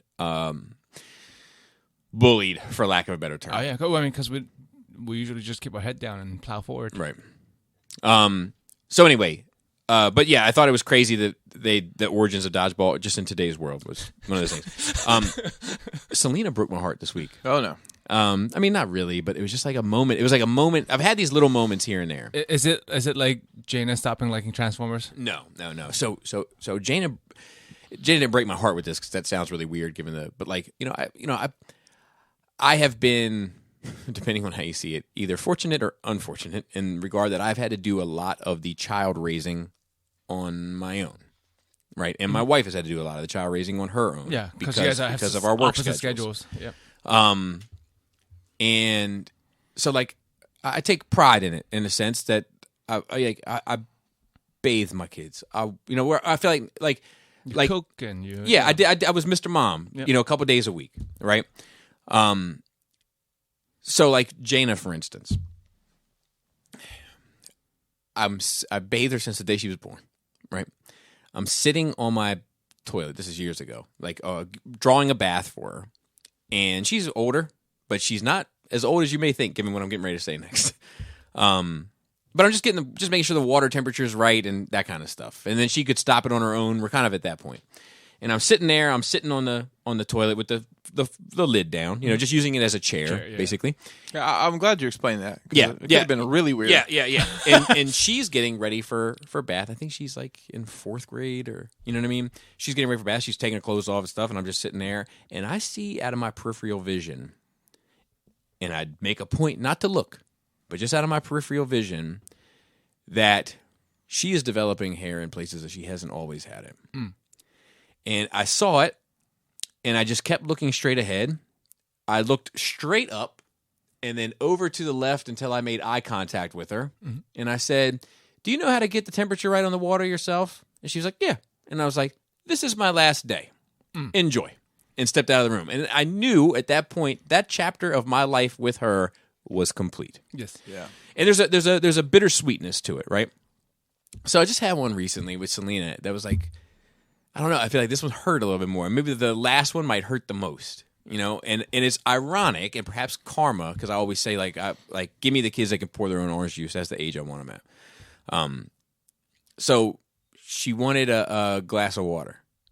She's like, I'm gonna get a glass of water, and I was like, yeah, okay. And I opened up the cupboard, and she's like, no, I got it, and like stopped me from getting it. Reached in the cupboard, got her cup, went over, made her glass of water, and I was like, that's over. That's another thing that's over. It's like kind of like that, like you said that one day, like one time when you put your kid down, that's the last time you ever put your kid. Yeah. Like Charlie makes his own breakfast a lot of the time now. Yeah, I mean, it's just like you don't think about it at the time. It's like, wow. Yeah, but it just like it stung. Something is over. Yeah. So just something I noticed this What do you week. say? One more baby. So here's the thing, man. That's a lot of times I feel like why, especially women want more babies. They just want babies around. Like when the babies are grown, they want more babies. There's plenty of people that let you watch your baby. That's what. Yeah. And like that's why you want grandkids, because you stop having babies, you want babies to have babies, so you have babies to look at. I'll tell you, I'm done, and I'll tell you why I know I want more babies. I like having babies. I hate the part I hate. You know what I mean? The first 2 years. Well, like, yeah, just like the constant needing to be there for, like, to So they be, don't kill themselves? Yes, you know what I mean. To be dedicated to something 100. I like being dedicated to something like 75%. You know, so like, but I remember with Leia changing her diaper. You know, one of the first times that she was left alone with me, and thinking to myself, you just bought yourself at minimum 18 more years before you can even think about retiring. Yep. And the moment that locked in for me, I was like, we're done here. That was it. So tell you what else. Obviously, I watched Justice League one more time and then half another time. I watched Apocalypse Dark at the request of Marilyn Phillips. It's on HBO Max. Ooh, did I watch that one? I think I did. Maybe. Tell me the plot. Has John Constantine in it, plays a big part. There's Dark Side. It was in it. on while I was working. That's about as far So that's pretty much what I did too. And look, it was fine. Look, you know what it is? I got a new rating system for shit like this because, you know, I've been struggling with this. Like, I love DC. I know their animated films are good, but I often don't really like to watch them. You don't like animated stuff much in general. Yes, but also, like, I just like, yeah, maybe that's true. It's a new rating system. It was a fine movie to listen to. That's fair. Yeah. And glance up occasionally if something sounds interesting or something blows up. Yep. And then I also watched after we talked about the Superman Lives documentary, the Tim Burton, or as my buddy Facundo, who we did a Zoom this past weekend, and he was talking. He's got a heavy accent, like he's Argentinian or German. I don't know. There's a connection, an ancient connection between the two.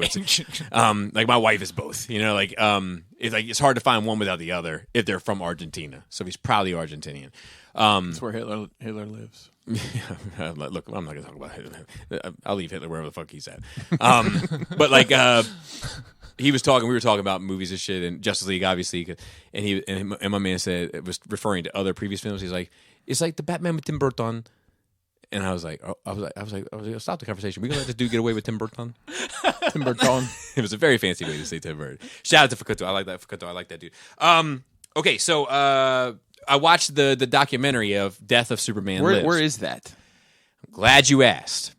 And this is the one where he's trying on the suit? Yes. Okay. So we talked about it here, and I had mentioned that I always wanted to see it, but it was like a crowdfunding thing when I was looking into getting into it. It is available full length on YouTube. Oh, nice. Okay. So I watched it, and you know what's funny? What's it called exactly? The Death of Superman Lives. And you know what's funny? And it was InstaSam that put me onto it. What's funny about it is this.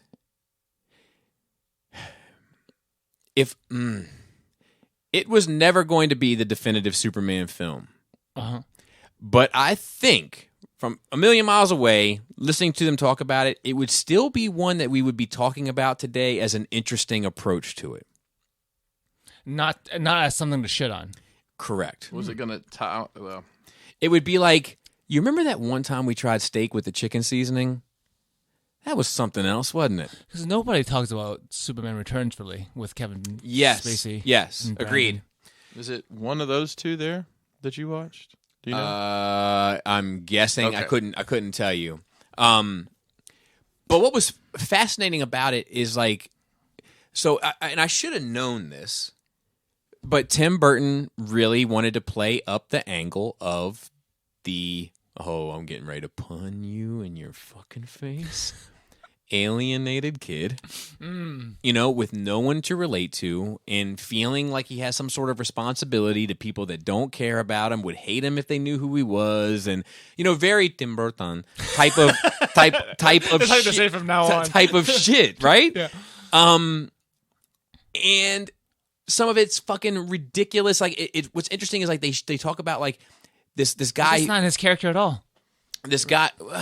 Not that he didn't go through some of that stuff, but he's not as hung up on it. It's not as super defining. Yeah. But it is part of him, and it's just he didn't put a chip on his shoulder. He was leaning heavier into it. Right. And one of the things he talked about was like the guy who was directing it dumped a whole lot of time, energy, and effort into him fighting the spider monster. Like he's like, I want him to fight the spider monster. He's got to fight the spider monster. He's gonna fight the spider monster. We got to have Superman fighting a spider monster. Is that in the comic books? Line them up. Line the spiders and the monsters, combine them together like a German geneticist, and we're going to have him fight the spider monster. The movie falls through, doesn't happen. The dude takes on Wild Wild West. Oh, the giant spider monster. It didn't do well. It's because the Will Smith song wasn't good enough. Yeah. Wild Wild West. You don't think that was good? Comparatively, come on. Compared to Men in Black? Joe's like, hide my playlist. He couldn't win an Oscar for it. The song, because it wasn't an original song. They couldn't get nominated. Because of the sample. Oh, that's interesting. If the Grammys were recently too. As a fun fact, I didn't watch them, but I did, and I had no idea who most of those people were. Yeah, I've heard a bit about the it. Baby was on there. Oh, he's a. You know what's interesting about that? I don't want to go into a deep dive on the Baby. He's not my favorite Baby. On the Baby. I like the little. You have the Baby. I have the real Baby. I prefer Lil Baby over the Baby. That being said, the Baby killed a guy. Like went to court for it. Like, really? Fucking killed a guy. Killed him. I mean, in self-defense. Oh, that's different. That's very different. 100%. 100%. And he opened up the Grammys. Or I don't know if he opened up, but he performed. He performed. He performed. I think he actually might have been on 2 songs. The way they did that was actually. I mean, he's a megastar, but like it's just his jewelry says so. I mean, it's. I'm sure. I don't see how he breathes. There's so much ice on his neck. It's interesting. All right, let's get into some questions, and then if we have time, we'll go back to the notes because the notes are a little bit less interesting than the questions this week. Right. So from Kevin R. Shout out to Kevin. He said, I fucking love you guys. You all are great. Well, listen, that's a strong opening. Hey, man. I'm going to say it's a strong, one of the best openings we've had so far on a question. It. I noticed my sense of smell has not fully returned after getting Bud Ice.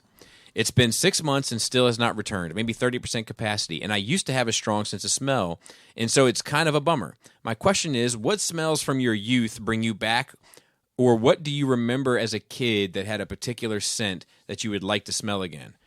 A few of mine, my parents' musty basement, new cassette tapes, G1 Transformers. Dude, I'll tell you, I was walking one of those days it was super nice outside. Kelly likes to open up all the windows and just, let the house kind of breathe a little bit. I was walking down the hallway. We got that long shotgun hallway to our bedroom. It's turning the corner there by the kids' bathroom. And I get a whiff of my fucking grandparents' house. It hasn't crossed my mind in decades. And I said to Kelly, it smells like my grandparents' house. Yeah. It's very strange. You become grandparents. Don't say that out loud. Give me at least a couple more years. Is possible. Old. Yeah, it's possible. So I bought. Kelly loves the Haunted Mansion. She's always talked about like the way the E.T. ride smells. Really? At Disney. At Disney? Isn't the E.T. ride at Disney? Universal, maybe? I don't know. It's Amblin. Is it Touchstone? I think it's at Disney, though. I'm almost positive. Maybe. The E.T. ride is at Disney. One of them. Okay. Anyways, I just randomly got an ad for these. It's called Park Scents. It's candles that smell like. So Are you serious? Yeah. I went out ordered them for her, and she loves them. It smells correct, though. She ended up going back and ordering a whole bunch more of them. But. It's the crazy part is like the people that, have you ever watched the smelling people? The people who like smells deodorant, like they're hired because the nose is so sensitive. Super smellers. And they can mix different chemicals together to make a certain scent without they make things smells like strawberry without using strawberries or whatever. So like whoever the fuck that is that put together the chemicals that smell like E.T. Right. Well, it doesn't. The ride. I don't. No, it smells like the ride. I don't know what E.T. actually smells like. That might be hideous. It probably smells like beetles. Yeah. I feel like it'll be pretty hard to like get a scent to smell like a specific location. Yeah, I don't know. That's amazing that they sell that. Gwyneth Paltrow's Vagandal brings me back. Yeah. No, I'll tell you one that's like a vivid smell for me that whenever I smell it, I go right back to this place. It's such a like small memory, but like I was starving one day. my mom had picked me up and from my dad's house, and it was time for dinner, but she wanted to do other things she wanted to do, so she left me in the car and went to go do the things that she wanted to do, and I was sitting in this car and I was fucking starving. I was hungry as fuck. And like I just started looking around the car, and I found a pack of vanilla wafers, like the kind you get at the dollar store, is like 100,000 in a pack for like 60 cents. Mm-hmm. Yep. They're like Nutty Bars, but just vanilla paste sitting between crackers. Oh, the Vienna fingers, I think is what they call No, those. not those cookies that look No? like no. They look like Nutty Bars. Like it's like that's like wafer, wafer. vanilla, yeah, wafer, vanilla. Yes, I know what you're talking about. And They're usually pretty flavorless. Like vanilla, they have strawberry. and- Yes. I actually like those. Yeah, so I crushed this pack, and now whenever I smell one, I'm instantly back in that car. Yeah. Like it's the weirdest thing. In terms of things that I'll tell you, like when I smell like old books and shit. Oh yeah, the old paper, the yellow paper. It reminds me of like mass when I was a kid, like in the old Bibles and hymn books and shit. Yeah. What about her books? Also, Don't they need to change the name of the hymns to the her hymns and hers? yeah, them's. Them's the rules. Listen, There's layers to that onion. there is. Let's yes. I'm writing that one down as a possibility. Also, The subway stations in Hong Kong. really, Yeah, it's very. I spend a lot of times because I travel. Like anytime there's public transport is the way to go when you're in Hong Kong. So like I spent a lot of went to many times. It's not a bad smell. It's like for me, it's a good smell. It's probably like smells similar to like a clean warehouse. yeah, okay. So like that smell, and also I forgot which brand, but it's a cherry blossom like body wash that Krista used to use when we first met, and it always reminds me of like that new puppy love when I smell it. It's rare, but sometimes somebody will wear it. I'm like, you're not my girl. I have my wife used to wear this Dior fragrance that like whenever I smell it, I'm instantly reminded of. She used to work, like, it's just a funny part of my wife's life that like I never talk about. It never really comes up in anything, but like she was like heavy into like cosmetics and fragrances on the selling side of things, like before she like graduated college and all that. But I mean, like she was like a private contracted employee for Christian Dior, which is like it's not a small deal for yeah. And they had like this line called Fuck. Swear to God, FCUK. Yes, Yeah, I'm familiar with I'm that. familiar with that. She used to have to wear this choker like around her neck for work, and it said "fuck" on it, and it was sexy. Like, you know what I mean? It was like, Yes. Anyway, but yeah, I'm trying to think of anything. Oh, the Smithsonian, like the natural history, like it's a very specific smell to it, and like every now and then I catch a whiff of it somewhere, and I'm like, "That's the museum. It's a museum smell." And I just did it recently, and Laura's like, "It is the museum smell." Like, in terms of smells, I miss. I miss the smell of my grandmother. Like, but to stay off the other depressing shit. It's Schindler's List. I miss watching it. God, you miss it. Put background noise. You just have it on all the time. Okay, and then we have let's see. Another question from Paul C. What are some of the most iconic movie and TV moments from your childhood? They don't have to be moments where you learned anything, but they should be things that you still remember from back in the day. From childhood? Is the bike shop responsible from Different Strokes on your list? Or episode from Rerun trying to bootleg the Duty Brothers on What's Happening. Jesse taking pills on Saved by the Bell. Rudy and Peter trying to make grape jelly on The Cosby Show. Fresh Prince finale with How Come You Don't Want Me. Dude, that shit is strong. Can anything top the first time you saw the reveal in Empire, maybe Optimus in the 86 movie? Dude, the first time I saw the X-Men animated series intro. So it's funny you say that. Turtles animated intro is one of those things for me because like I saw kids with the graphic novels and then I had the toys. Like I had the toys and the comics before I ever saw the cartoon. And when I saw the cartoon, I was like, "Holy shit!" See, it was completely backwards for me. It's perfect. I saw the cartoon. Most first. people did, Yeah. and I don't remember it's a great song, great intro, but I don't remember the first time. Oh, it didn't hit me like the X-Men one because I was like, "Oh shit, the X-Men is gonna have a fucking cartoon." But did Yeah, you? yeah. But you knew what the X-Men were, though, right? Yes, So, I mean I was here at the time. right, but it seems like it would be a different experience than what are these turtles? What? Where? How do I? What?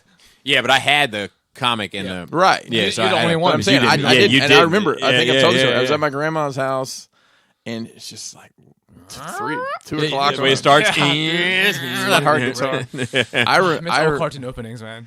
I remember. So Knight Rider had a that song. It's great shit. They had a villain. Iconic fucking For like sure. tunes, man. They had a villain car. It was an 18-wheeler. That was a, same powers as Kit, but it was 18. And I remember I had a nightmare about that. Like it was trying to run me over or something. You know what? A movie is a big part of my childhood that I used to watch over and over and over again, and used to probably even imitate as a kid, but like I don't think about when we talk about nostalgia shit. Is Teen Wolf. Wild. But like that scene where he's like looking in the mirror and like he sees his teeth like growing longer. I used to do that in the mirror. So what you're saying? You've been obsessed with long teeth for many years. Not as much as I am right now, Christopher. Gotcha. But like I used to do that, and I used to like close. My dad had a medicine cabinet, so I used to like close the mirror and pretend that like I was changing into a werewolf. I made fake werewolf gloves out of paper, like and I wore them like I loved that shit. At the beginning sequence to Back to the Future, I believe also when like the alarm goes off and it's like all the little gizmo shit is going off in the room. Is that right? I don't know. In my head, that's right, but maybe it's not as iconic as I thought it was. Joseph. yeah, you don't remember it. But like I feel like I remember that him on the skateboard taking off out of the garage. Did I imagine all this? Oh, Maybe when Goku went Super Saiyan. Oh yeah, that classic. Oh, when he stepped on his cloak. No, it's when he killed his best friend. No idea. That was. I don't know if I have. Yeah, it was hype. Yeah, nothing else really. I mean, those are all iconic things. Yeah, they jump out to me. I remember being horrified the first time I saw the dude try to dig into Indiana Jones' chest, like with the Kalima. yeah. I was like, what? I was like, I don't think I was supposed to be watching this. It's bad when you're a kid. When and you're not supposed to be watching it. But yeah, and he said, what are some of those movies and scenes that still live on your head and activating? I think we kind of. What are some of those movies and scenes that still live on your head as activating you back in the day? Not necessarily spank bank memories, but just some of those whoa damn scenes. Some big ones, Shannon Elizabeth in American Pie, Cameron Diaz introduction in The Mask. So Cameron Diaz introduction in The Mask is definitely one for me. Rona Mitra's mirror scene in Hollow Man. I don't know that one. Phoebe Cates in Fast Times at Ridgemont High. I think he's hitting all the high points here. Yeah. That's all of them. Yeah, Rona Yeah. Mitra is super hot. I think that's the only time she got naked at all. Yeah, I'm trying. So I'll tell you. You know what is a super like seeing Paul Abdul move across those fucking strut support things, scaffolds in Cold Hearted Snake. You know what? I'll give it up to Paula Abdul for the Promise of a New Day video. Oh yeah, that one Waterfall. too. That one too. I tell you, most of the time for me, I think it was music videos that were more like, like I feel. What is this feeling? Well, because they're dancing, see? Dude. They're moving. Maybe. But I'll tell you, like, dude, like, Salma if I Hayek was and born Dust Till today, Dawn. if I was born today and I had to deal with WAP, there wouldn't be a piece of cloth in this house that wasn't fucking stiff as a board. Oh. I would Pollock paintings. Wings and pizza? What? Oh, yes. No, it's wet and pushy. I know what it is. But yeah, like if I had to deal with that as a 13-year-old kid today, I mean, I had my own. Yeah, you know, but by the time you're 13, you're so desensitized to all that shit. probably at this point. Now, like growing up with an R Like is different. if you as a 13-year-old got time ported to now, you'd probably lose your mind. Just looking at pro I as would assholes. You know, like the things in the grocery stores that automatically wet down the plants. Yes. Like that would have been me. The lightning and the That would have been thunder. me. That would have been me. But like Janet Jackson's "If" video, when she like reached up between the dude's legs and like rubbed his dick and balls like through the pants, like. As a kid, I was like, "Oh, I would really. Where do I sign up for a bit of that?" I would love for somebody to do it. Anybody but me, please. Anybody but me. I don't care actually anymore who you are, what you look like. Close your eyes. Yeah. Oh, you're 90. Your handwork, great. Could you come through? I'll catch the Columbus. You remember that shit? Now it's like the connector ride or such shit, Yes. like the Columbus. Yes. Shit. Columbia. All right, and then let's see. Russ T says, "Hey, NRR crew, what in the hell is a mini masterpiece? This term has been popping up in early 2021. Has all kinds of things popping up, from Pepe Le Pew being canceled to J-Lo obtaining another Infinity Stone. To me, Hasbro's mainline collection, in my eyes, do I see it as a masterpiece? No, not really. It's nice for what it is, but the word masterpiece to me means definitive." It's like if I want steak, I'm going to a steakhouse. If I want a budget steak, I'll go to Applebee's for the 2 for $20. Thanks Still and much appreciation. So yeah, I think honestly, it's a way for. Oh, this sounds terrible. I think it's a way for people to elevate what it is to something that it's not, to make them feel better. Yes, I agree. This came up recently on Enter the Realm, and I made this point, whether it's true or not. If you've never held a masterpiece, Yeah. you don't know what a masterpiece is. So that hot rod is, let's be honest, probably one of the best mainline things ever produced In recent years, for in sure. recent years. Like my thing is it's kind of like that was a Cat Williams stand up where he was like, the Chrysler 300 looks like a Bentley until a Bentley pulls up next to it. Yep. Then it looks like a Chrysler 300. Yep. You know, and it doesn't mean that the that Chrysler hurt- 300 is a bad car. Did that hurt your feelings? It's just No, Driving a because 300. I never. No, it didn't. In short, no need to explain it any further. You didn't. I was fine. You didn't have the Bentley grill. No, I didn't. I did not. Because I would have never done that. Like, I would have never tried to make it something it wasn't. Yes. You know, like, I don't like. So I think that's what it is. It's people can't. They want it to be something better than it is. Yeah, people can't be happy with what something is. They have to make it something better than what you have. Like, and it's just like, it's just nuts. I was showing Laura recently. We were talking about, like, there's this group on Facebook. If you're interested, DM me and I'll get it to you. But it's some of the best. No, it is the best collection displays I've ever seen in my life. And these people actually, obviously, have far more money than we will ever see. Like, we're talking about halls that go into grand open rooms with 1/1 scale everything into the 1/3 scale everything, and everything is independently lit on its own podium that probably gets curated by someone they contract to, like this type of collector. Yeah. And I told Laura, I was like, I was like, look, I'm like, she was like, well, you're a serious collector, and I was like, oh, I am, but I'm not. Not the same. I was like, I was tier. like, there are people that are very serious collectors that take it very seriously, and she was like, well, you take it seriously, and I was like, I do, but I don't. And I was like, I bring up these pictures and show her, and I was like, this is this, and I was like, and I don't want to be that. I'm happy with what I have. I just keep it in perspective. I don't need to be that to feel good about myself. I'm happy with what I have at my level. But there's 7 tiers to that shit, man. You just have to know where you are. And some of that shit comes with growth and age too. Like I definitely try to get aggressive with people that were bigger than me just for the props, bragging rights, whatever. Instead of just How'd that work out? 50-50. I've taken a lot of L's in my life. Okay, Damian Cope. Damian C? No, Damian coping with me saying his name by accident. Sorry, buddy. He says, That doesn't happen often. Hi, NRR crew. As we get longer in the tooth, Yep. I find myself getting excited about purchases that 20-year-old me would have punched me in the dick for thinking. Example of this was a recent purchase of Dyson Stick Vacuum, which, when purchased a few weeks ago, was a very exciting moment. For fuck's sake, what is wrong with me? Anyway, my question is, what have you been excited by now? Can be anything. Food, purchases, movies, genres that your younger version would have never considered and probably open-palmed you across the face for thinking was remotely exciting. So I'll start off by saying we have 3 Dyson products in our house. Flex on the peasants. The ultimate flex is we have the Dyson fan that you can stick your arm through with. Oh, yeah. That we The use iron. as an exhaust fan for our paint booth. Wow. That is a flex. Because it sucks air from the bottom and it doesn't blow it. It doesn't pull the curtain behind it. So, gosh, yeah. Being exciting about home appliances is one thing. It's 20-year-old me. You're like, oh man, you have a CNC router and a laser cutter.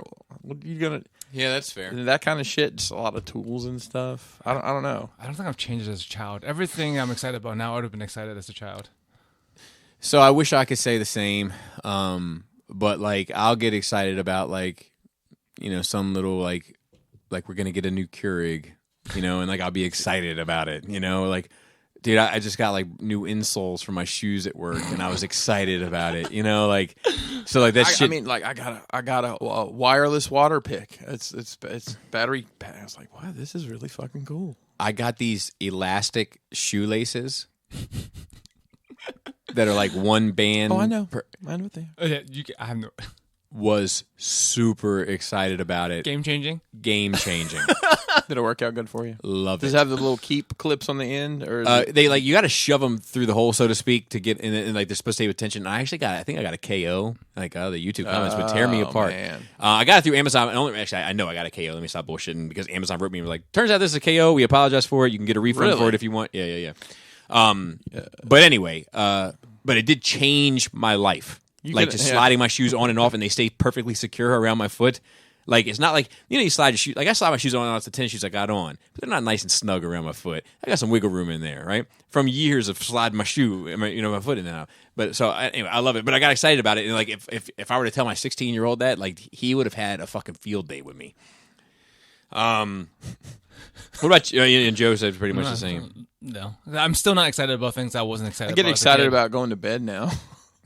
Sometimes I'm like, oh, so glad to be in bed. I get excited. Never be that way. I get excited to eat sometimes. Like, I'm constantly excited. I've always been excited to eat. But I've always been that way. No, let me explain. There was a time in my life where I was just like, I'm hungry, I'm going to eat. My stomach's still hungry, I'm going to eat. I'm going to eat whenever the fuck I want, whatever the fuck I want. And then I was like, oh, you can't do this because then you end up being 300 pounds. And then when I fucking organized something kind of excitement. Yeah, then I'm like, oh, I get to eat soon. Like I get to have some, I get to have dinner soon. Ooh. I feel like the dad in Christmas Story, like picking at the little turkey that's, you're going to get worms. When I was on that crash diet a couple years ago, I was like, I wouldn't eat till noon, but I knew as soon as noon hit, I got to eat. So I was always like, I'd be in the middle of a conversation with somebody. Like, I remember my parents were in town, and my dad was talking. I was like, hold on, I'll be right back. I got to go eat. And I go upstairs and get one of those 100-calorie packs of tuna and just eat it and be like, all right, I'm back. He's like, you ate? Like, yeah, that's all. Yeah. But my brother, I wish I had that discipline now. It's funny, my brother, he lost a ton of weight. And he ate pretty much nothing but tuna fish. Mm-hmm. But tuna fish was like his pizza, so it wasn't really fair. No. If you love it, it's not a sacrifice. Oh wow, the dude could live off of tuna fish. Like he's just like somebody opening a can. Like he just like loved a tuna cat? fish. Yeah, like a cat. All right, so we got. I don't know why I always say it like that. That's just how I say it now. We got a not really a question, but a write-in from the good minister. Oh, hey. And he said, your talk about Don Cheadle woke me up from my slumber, fellas. Anyway, I agree. Cheadle is one of the best actors we've ever had. Dude has range like Steph Curry. Serious dramas, comedic, whatever, kills it all. The movie Traitor, I remember being really good, and yet no one talks about it. But the real reason he gets no love is because he looks like a... I'm not saying that. I'm not saying that. You can say that. So shout out to the good minister. He has a show called The Black Delegates, and he's welcome to say whatever he wants on that show. I will not be saying this. He said, but the dude isn't attractive. Dudes don't want to be him, and ladies don't want to smash. Really? I don't think he's ugly. The opposite is true for Denzel, who gets put on a pedestal for doing the same act in every movie. He's a good-looking man. Let me stop there. Maybe I should talk about this on my own podcast, which I 100% agree with, the good minister. Keep up the good work, fellas. I still listen to every episode. Thank you, sir. Thank you. I appreciate that. This has been around for a long time. A long time. But I don't think he's an ugly dude. I don't think he's like an ugly dude, average, but like, he's not Hollywood handsome, I guess, if you were to say, you know what I mean? Like, Yeah. which I'm okay with having less of. I like Sometimes when people it's look distracting. normal. When people are distractingly good looking. I think, I'm being so ridiculously good looking. most movies you think about that you enjoyed with a leading actor or actress, there's a dozen dudes or chicks that are in the movie that may not be, a 10 or anything that really fill out the whole film. I mean, that's the workhorses of Hollywood are the unsung heroes. Yeah. Shout out to the average. Average Joes. Average Joes. KFC wrote in and said, KFC's a regular write-in now. Yeah, I love it. Love to see it. Love to read it. Love to answer it. He said, hey guys, do you think with the rumor of Fans Toy Sea Spray 2.0 being released this week is a good sign or not really since it's been announced for some time? Also, Bobby, what kind of scale are you looking for the Protect-A-Bots to have? Say the toys. Maybe he's asking for that for his production of the Protect-A-Bots. I don't think so. I don't think it's good or bad yet. I will tell you that we have talked about fans toys and some of the rumors and speculations that I've heard on the Zoom meetings that I won't share publicly because it's irresponsible to do so because they're based on nothing. That's on Patreon. That's on Patreon. But I will say that I will tell you this, when I hear of something being released, and when I say hear of something being released, I mean get my tracking number. Yeah. Of shipment of something, and not sea spray and not a few other things, but of something else, something beyond a certain point, I will let you all know that I am excited and relaxed. Yeah. Until I get to that point, a little tense. I am tense. Yeah. And also intense. Joe, I'm also an intense kind of guy. You also live in the tent. I have, sometimes. and I was homeless, so I lived in a rider truck, which was kind of the hookup version of a tent. I never told you that. No. So my mom, when she got custody of me, had no residency, and she was homeless. So she knew a guy. Hang on, what court did that? I can't talk about that, but she bullshitted. And because she was a woman at the time, sure, there was pretty much no questions asked. And she had a friend that worked for Ryder, like the yellow trucks that I really don't see too much anymore. Oh, they're a big player. Are they? Mm-hmm. They changed the color scheme for sure. I thought U-Haul. Because I don't see the big yellow trucks. Ryder and Penske are two big. I know Penske's around. I haven't seen Ryder in a minute. Still. So anyway, I'll take your word for it for sure. So she knew a guy that worked for Ryder, and he let us live in a trailer that was not being used for a period of time. And, wow. Yeah, until my mom. I think I vaguely remember this now, but it was so wild that, like, it doesn't come to the forefront of memory. I remember my mornings, like, with the like the door, the back door going up. You don't miss that smell? You don't smell Ryder truck? I don't smell that. I don't smell that. It put me right back in that. And I was mad young, but I have a vivid memory of, like, seeing the light coming through from the other side. That's some good directorial cinematic angle. In many ways, I'm the Zack Snyder of the homeless.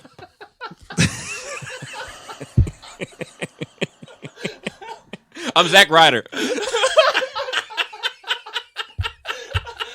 That's a pro wrestler, by the way. Of course it is. Of course it is. So yeah, and then slow motion, and then that's it for questions, and then we just have some notes to get into. Would you like to? Because it's almost noon, and you have to. We'll get a few more minutes. Okay, okay. So not a whole ton, but Maryland Phil, God bless him. Putting the work in. He puts the work in, so we're going to honor it. Monster Mash. There is a documentary. I'm actually glad you stuck around. A documentary film coming about Mike Mignola. Mm-hmm. It's a Kickstarter. Do you know how to say his name? I just say Mignola.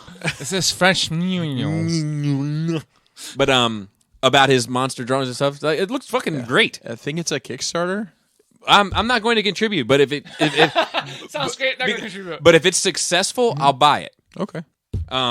I love shit like that. It takes me back to those drawing comics, like the things with Stan Lee. Telling them how they don't know how to draw. Yeah. Do you have an old man that can tell these that can't draw but can tell these guys how? Well, Stan, our book sold like 8 million copies. Oh yeah, did it sell one Jack Kirby? Because that's who I was working with.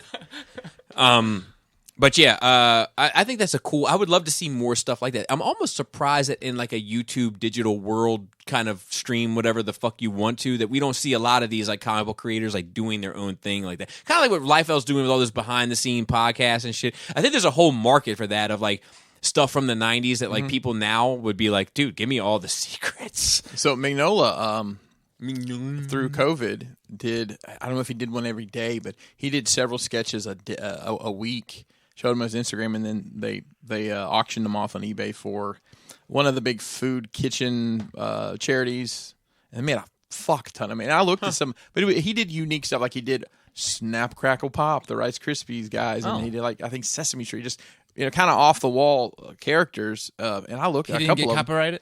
I don't know. Nobody hit him, and that I know. Sesame Street wasn't like, nah, you can't be selling that. Yeah, Grover's like, what's up? Where am I? He's one of those dudes with like a very unique, specific style. It's instantly recognizable when you see it. That like it's not my favorite, but as I've grown older, like I've learned to appreciate it more just for how unique it is, and like as I've got, it's so funny. I feel like when I was a kid, I wanted all to look the same, like look like Jim Lee or some version of Jim Lee. Yeah. But as I've gotten older, I'm like, man, I don't want it all to look like that. I want some of it to look like that. Yeah. Like I appreciate Jay Lee more. I appreciate not Sylvester because he was like Jim Lee. Jet Li? Not as much, but I mean, Lethal Weapon 4 was something else. Pat Lee. Pat Lee, I appreciate his Connery. I was looking up there at that. I was like, oh, that's a Pat Lee drawing. Yeah. On that Transformers book. Yeah. But like other people spring to mind, but I'm drawing a blank, like I'm underlining nothing, Joe, on some of them at the moment. But like just people with very stylized looks that's like unique, iconic. Sam Keith. Yep. Like where I'm just like that's him. I know exactly who the fuck that is, and the whole world looks like that. And it's just funny how tastes change over time. So next we have a Netflix trailer for Thunder. I didn't. It's not Thunder Thighs. Thunder Force. A little bit of commentary from Bobby here. I'm just kidding. They're big and beautiful women, I'm sure. I think this shit looks terrible. I will never watch it. I'll probably check it out. It's Melissa McCarthy and I'm done. I'm out. I cannot think of the other lady's name. Anyways, they're kind of full-figured gals that are superheroes in some capacity. I think I'm not their demographics is all that there's to it. I'm sure it's fine for people who wants that. Yeah, and look, it has nothing. Like she's funny in certain movies. She always plays the same type of character, but like I just don't give a shit about it. Like I couldn't care less. It's not for us though. Yeah, I'm pretty sure it's not made for us. It's actually 100% the exact opposite of what I want to see. Almost like it is the antithesis. It's the anti Justice League. Like you know what I mean? Like it's fair. Bizarro World Justice League. Yeah, like it's just like it's goof and fluff and yucks and and all the and characters that you have no connection to and like it's the polar opposite. Like I would rather like I don't know, like have a splinter on every finger than watch that fucking shit. I was thinking that's a lot of toy rats. Yeah, that's what I was thinking too. Splinter, the turtle Splinter. I want to see someone with a pat red dress him up like Splinter. Yeah. That would be because it doesn't take much. No, it's a little robe. Yeah, and wrap their little paws, little bandages. Give him a little stick. Little paws. That rat would give whoever rabies before they could look at his paws, his hooves. All right, and then TRU Lives. Did you read this article? Can you give us? Do you know anything about it? It's been coming around. So, back. And here's the breakdown from my point of view. Someone bought the rights to the Toys R Us, Kids R Us, Babies R Us names. Mm-hmm. I think they call it TR Kids or something like that. Someone has thrown some money at it and says they're going to open up a couple. And they did it at like a Christmas. I think Christmas 2019 they opened a couple things, and then it was going to be like it's going to be they send a shipper out. You guys have worked retail, it's a shipper like the shipper with the BVS figures on, but it's a shipper and it's got all these different toys on, and like a grocery chain like Weiss would bring that in and put it in their center aisle. Right. We're never going to get Toys R Us back in the volume we were. Nobody's ever going to take the risk on that real estate again. And it's just a name. Think about how much real estate. I would hate to know the amount. Costco's. The amount of fucking rent they were paying on those buildings is unfathomable. Yeah, agreed. They were huge. And there's no way to start back up at that entry level. No. And there's no place there. There's no place in the market for that anymore. There's no place in the market for it. It's just fucking us 40-year-old people fucking buying toys, man. Yeah. It's just another pipe dream that you're right. I don't think we're ever going to see, and I'm fine with that. I agree. The toy landscape, in my opinion, has changed drastically since Toys R Us went away. You see, exclusives used to always be at Toys R Us. Like, Mezco, for example, a lot of their stuff they sold, you never saw it anywhere but Toys R Us. Like, it is, they're like they did Breaking Bad figures. I mean, you might see them some other odd place, but that was a big Hot source. topic. Exactly, something like that. But there Suspended was just a fish. lot of companies, I think, that took a big chunk and had to reevaluate they do business and might not want to go back at this point. GameStop. I forgot something from my nerd week. Uh-oh. We have time. So kids are back in school Thursdays and Fridays. Yes. They're just going 2 days? Yeah. I thought it was 4. So you can go Monday, Tuesday, or Thursday, Friday. Oh, it's either or. Yeah. And so Laura and I have had the opportunity to have a little alone time.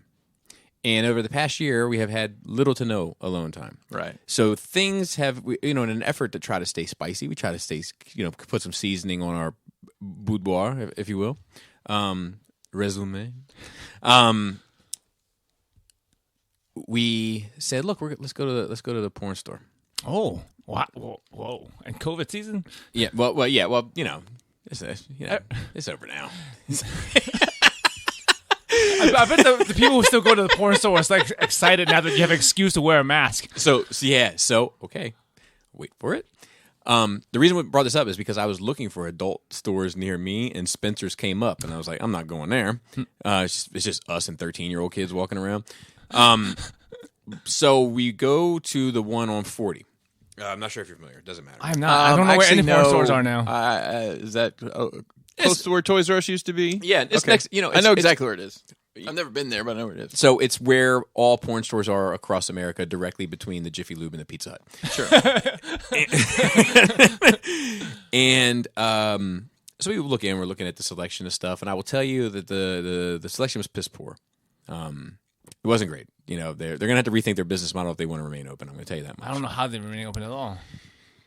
But I might, and I don't know if she's up for it, but I might go more often for the people watching. Yeah. Oh, dude, people watching is always great at porn stores. Never. So this was pretty busy. Really? Booked and busy for being 10 a.m. Now, do they offer any? On a Thursday. But that's when you go, though. Do they offer any services there, or is this just a retail? So I'm glad you asked. They do offer one service. Okay. Viewing booths. Yes, viewing booths. Oh, I have some stories. Yeah. So With the holes in between the walls? So that's what I call a buddy booth. So is this a viewing booth with someone working, or you can watch a film on your own? You can watch a film on your own. Who the fuck is doing that? Well, at least 2 people when we were there. So look, I did that as a kid. So Yeah. So I've done it too. I've done it too. But I feel like that's Right, I feel like that's a pod for another day. But I did write a song about the buddy booth. Yes. You can keep your secrets, and I'll keep mine at the buddy booth. The buddy booth. Okay. Anyway, this dude comes in wearing a high-vis jacket. Like a construction worker. Like he's just holding the sign that says slow, and sure enough, on the other side it says stop. Let me describe this gentleman. So it's still cold. So he's got a big jacket with the high vis over top. Hood on from the sweatshirt underneath. Mask on. So ninja vibes. Yep. Sunglasses? No. Stonewashed jeans. Okay. Tucked in to his cowboy boots. Okay. Oh, wow. That's a look. Clunk as he walked through the porn store. Did he walk through with familiarity? Like he knew where he was going and why he was Oh, there? yeah. Okay. Got some tokens. Put $5 on the counter. Took a stack of tokens. Went to the back. Waited there for probably 5 minutes. Came out. Said, how late are you guys open? And they said, whatever they said. I can't remember what it was. He said, all right, I'll be back.